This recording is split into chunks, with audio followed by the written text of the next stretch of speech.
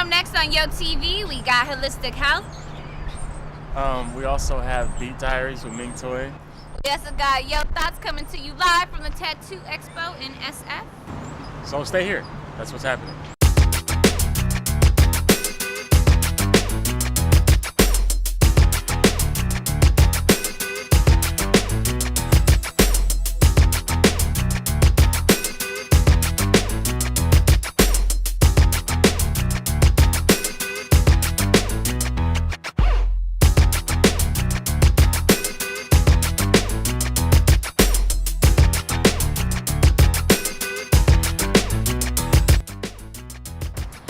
Good morning, YoTV viewers. Right now, YoTV is doing it live at the Coma Target parking lot. The epicenter of American culture. In case you don't know, YoTV comes from the Bay Area magazine, Yo Youth Outlook. We get stories all the way from Richmond to Concord to San Jose to back here to San Francisco itself. Anyways, Russell, my trusty little co-host, tell us what we got next.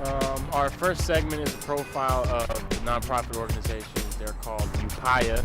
They do a lot of alternative healing, like Eastern medicine, massaging, helping people with obesity, diabetes, malnutrition. They do a lot of other education and stuff too. That's the segment that's coming up. How can we find out more about them, Noah? Right here. This whole little address right here, you email them. Right here. That's the next segment. It's coming up right now.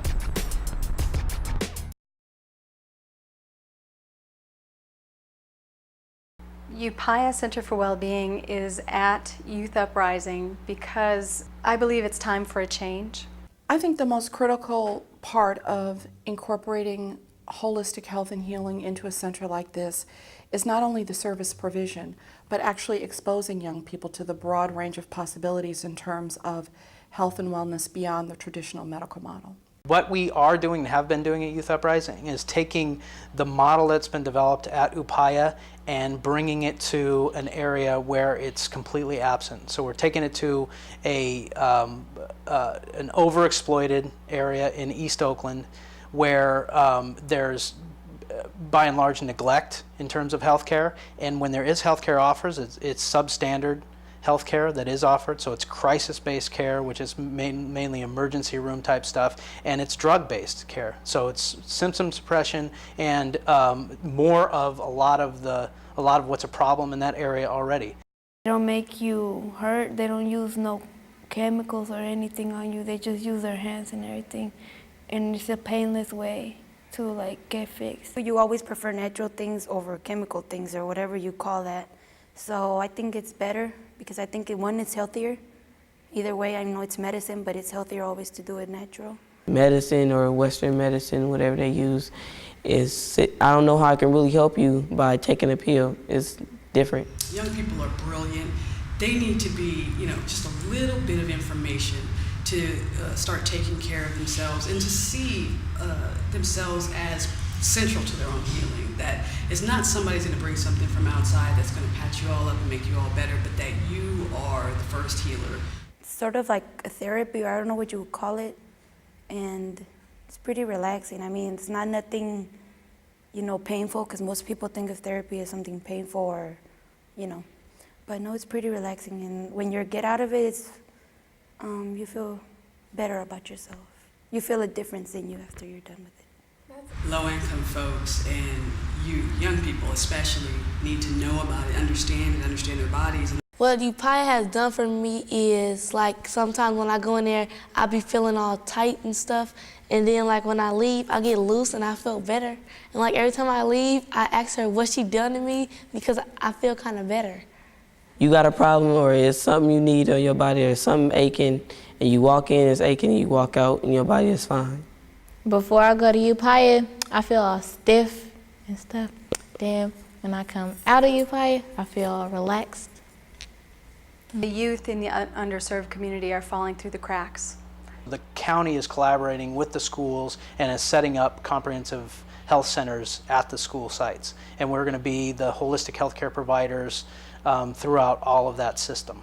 Young people that may experience a lot of violence can come in to this center and experience the services Upaya has to offer and really just get a lot of stress release and a lot of techniques to cope with the tensions and the anger that they experience on a daily basis. I can speak out of traditional Chinese medicine that if I do treat kids or treat youth in a way that I can teach them some anger management, I think that will be really helpful, like very practical way. I think that will be one way to reach them. They can give you a breadth of knowledge about whatever's going on in your body, and it's something that young people need in this community need to be exposed to these alternatives. Holistic means addressing the whole body in their whole life. You do have the power over your body almost. It's not like Western medicine that I'll give you one drug and everything is going to be okay, or there's a side effect and then there's another drug for it. And I feel like in Chinese medicine, there is more power to the patient. Patient wants to change something themselves. And if you can introduce this to youth, I think that's such an empowering thing that they could feel like they do have some control over what's going on. They can manage their angers or emotional well-being, and I think that would be really positive for them. It seems like Western medicine, you think it help you, but then again, it's like a 50-50 chance that it's not gonna help you. It's only gonna get you more sicker from just keep taking pills and medicine and all that. But Upaya, they heal you, they help you relieve. If you got stress or whatever, it'll just make you just be calm, relax, and just lose all the little anger and anxiety that you have. Hey, what's up? I'm Nick. I'm hanging out with YotV. Check us out at youth.outlook.org. And don't go nowhere. We'll be right here. YotV went out to the San Francisco Tattoo Expo. We got footage of people getting all inked up, and we also did our Yo Thoughts with some young folks who tell us about what kind of tattoos they have and why they got it and how much it costs and all that good stuff. So go ahead and check it out.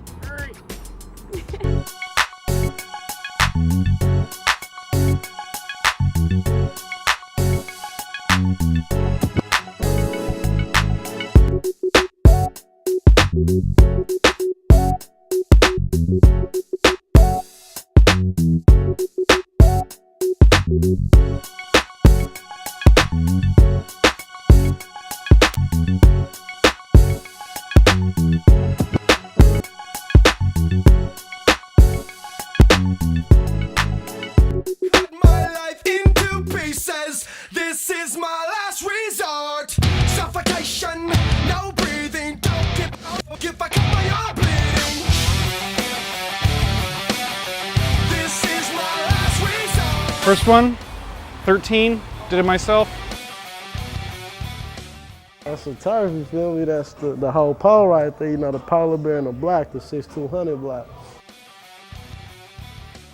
My body is bare because I don't know, tattoos is not for me.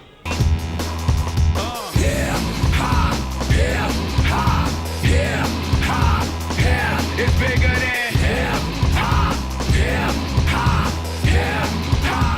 sit right here, you know what I mean? Got one right there. That say No Mercy, you know what I'm saying? Then I got one right here that say the name Infamous, you know what I mean? Well, I liked it because it was hidden and it wasn't in the typical place like, you know, most girls get it on their lower back. It was a way for me to be like, only special people get to see that. You feel no pain, white folks say controls your brain. I know better than that, that's game, man, we ran for that. 2 soldiers head of the pack, matter of fact, who got the gas? And where my army at? Rather attack and not react. Back to beats, it don't reflect on how many records get sold. Most of my tattoos I've gotten symbolically to remind me of times in my life that I don't want to forget, or I maybe have forgotten, and otherwise I wouldn't remember if I didn't have tattoos. This symbolizes Madison, Wisconsin, where I'm from, and the hardships that I had to get over to get out of that town. I mean, I know they have a sentimental value for most people, but me personally, it's not me. These out here is my little Mexican flags and Salvadoran flags, what I am. My wife and I have matching tattoos. Got them, this is basically our wedding ring. The only thing I might get is my baby. I got a baby on the way, so I might get my baby. Now I got my partner right here, you know, rest in peace, J5. In the real world, these test people with ideas, they just just like me and you when the smoke and camera disappear again. The real world is bigger than all these records. Wait, Popo's got the millions and my woman disrespected. I found this picture on the internet of flowers. That's not very interesting, but that's how I got it. Oh yeah, because I looked it up in the book. You know what I mean? I made sure I wasn't going to put it on there to say F your mama, so I want to make sure I didn't want to say, you know, infamous on there. It's just relax. Just do what you got to do. If that don't work, then kick the fact. If you a fighter, rider, biter, blame it, got a crowd excited, or you want to just get high and just say it. All this was under like $300 for all of them. And I got got 7.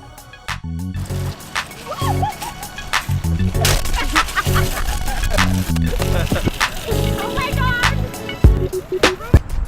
So I guess the best way to start to introduce this next segment is to tell you about The Beat Within, which is Yo's sister publication. They started back in 1996 doing writing workshops in juvenile halls. They've grown, you know, it's like a 100-page weekly now. The Beat Diaries is basically a video version of that. You know, we bring in people to talk about their experiences growing up, their experiences in the juvenile justice, criminal justice system. And this week we have Ming Toy, who grew up in San Francisco at the Valencia Garden Housing Projects, right there on 16th and Valencia. So here's your story. Check it out. I was born here in San Francisco in Valencia Gardens, which is housing projects. Majority of the race is African American. Everybody, majority in the neighborhood was either selling dope, turf fighting. It was in a negative environment to be brought into. My sister, she was involved in dealing drugs, and so it was like in my home as well, you know. And so I don't know, I just used to watch her, you know, run in and out the house, make sales, come in the house, count a lot amount of money. I started selling drugs like when I was 9 years old. Yeah, so just watching my sister sell drugs, I just basically wanted to do it too because school was boring to me. I didn't like school because I felt like I couldn't do the work. Like, you know, I got frustrated real quick at times. And I don't know, I just didn't want to deal with it. I was scared to ask for help because I didn't want the other kids to think, you know, less of me or to talk about me because kids used to do that. Then it was a lot of, like we used to have turf fights, like we used to fight against Fillmore, Hunters Point, Army Street projects. Didn't nobody teach me how to fight, it was just, you know, when you fought, you had to fight, you know? Because my sister, like, if I was to get beat up on the street, she'd grab me by my hair and be like, no, you ain't coming in this house crying, you know? You finna go back out there and fight. At the time, I was the only girl out there selling drugs, and there was a lot of men out there. And so I just had to protect myself from people who try to rob us or will rob me, or, you know, people who just didn't like me because I was from Valencia Gardens, and when we had fight with other people, you know, sometimes it led to shooting. I didn't really plan it like, well, I'm gonna just go shoot this person, you know, it just sort of happened because it's like, she was the girl that I had shot 3 people, but the girl that I had intended on shooting, she was messing with my boyfriend, and I didn't like her for that because I felt like she was trying to take something away from me, and I didn't want that taken away from me. And so one day she wanted to fight me, and during the time I had already had the gun on me. And so when she came up to me, I was just like, you know, why you want to fight me, you know? And so since I had the gun on me, I didn't even think, well, at least I don't think that I thought about it, you know, I just pulled it out my pocket and I just shot her. And then while I was shooting at her, her mother and her sister came to, like, I guess, shield her, and so I shot them as well. When I was in the courtroom, I mean, my mom was there, my family was there, my friends were there. I was just hoping that I wasn't gonna get that much time. And once he gave me the 22 years, I mean, I was young, I didn't understand, like, I have to do all these 22 years. And so I just lashed out on everybody. I look back at my mom, I see the expression on my mom's face, like, man, I gotta be away from my family from 22 years. I was just like, hell no. I remember the judge, he was short, he was a white man, he had on glass. I remember how, if I seen him today in a suit, I would remember that man, you know? If he came in here to this office today, I would say thank you. Because even though he gave me so much time, it's just that I felt that I needed that time, you know, to be away from all the negativity that I was around, you know? And by him taking me from that environment and putting me into a different environment that was giving me so many opportunities to take advantage of, you know, I just really feel that I needed that. And now that I have a more kind heart, that I would just say thank you, because I mean, man, in my heart, I think I always knew the good from the bad, but it's just that I didn't want people to know that I knew the good, or I didn't want to react on the good, because I didn't want other people to look at me, you know, as this nerd, or, you know, somebody trying to be goody good. You know, I didn't want that at the time. So I just rolled with, you know, being a hard person, you know, being somebody that I really wasn't, you know. I can't really say that I've changed 100%, because I know in my heart that I haven't, because it's still times where I still, you know, go back to thinking, well, man, I could just hurry up and get out there and, you know, do it again, you know. But I always, now I think no, I can't go back, because if I go back, they gonna max me out, you know. And I'm not trying to go back to jail no more. I'm just tired of it. So right now, I'm just basically trying to stay focused on me. This job has really helped me in a lot of ways. I type up pieces from youth that's incarcerated, and I respond to it, try to encourage them to do right and ask them questions to make them think, you know, why they in that cell, to where they could, you know, think whoa, you know, about the things that they did. And I go to facilities to talk to kids, do workshop with the kids that are in jail. It not only helps them, but it also helps myself, because it's if I was to go out there and do something wrong, I couldn't go to them and, you know what I'm saying, tell them to do good, because I would feel like a hypocrite, you know. That's why I say people are my higher power, because they the ones who keep me strong. They are the ones who motivate me. They keep me alive. You know, I just feel like I'm more of a motivated person. I'm confident in the things I do. You know, I'm just trying to make it this time. YoTV gets around all over the Bay Area. Right now we're here in Daly City, but we also got out to Oakland last weekend. Swan took us to a party at 2232 MLK. We got to see some local MCs get all crazy on the stage.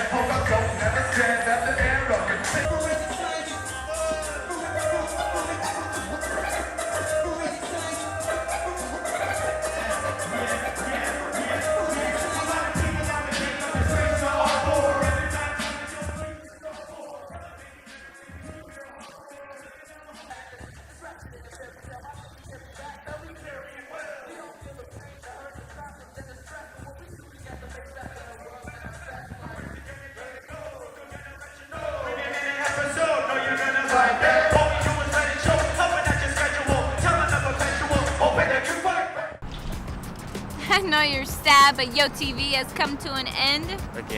Again. But you know what? Check us out next week, the same time, 6:30 every Sunday morning on the WB. Or check us uncensored on channel 29, the third Tuesday of every month at 8 p.m. Live, raw, and naked. Whoa! Uncensored is what I usually say. Uncensored works too. Where can I check us out, Russell? You can see us online at youthoutlook.org or you can send us an email. What's the email address, man? Ooh, yotv@youthoutlook.org. We need to hear from you guys. We need to know if you like the show, if Russell's funny or just a little crazy, or all that good stuff. You want that massage now? Woo! Please. All right, we'll see you next time.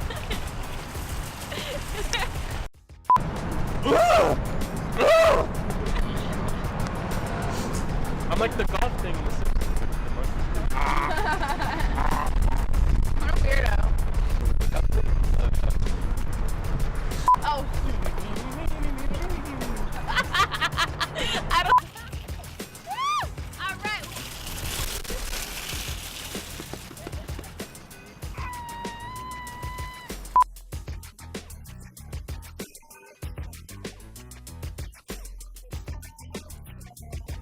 On YoTV, we got. Oh, Kaya. Russell. Deep Diaries, big toy.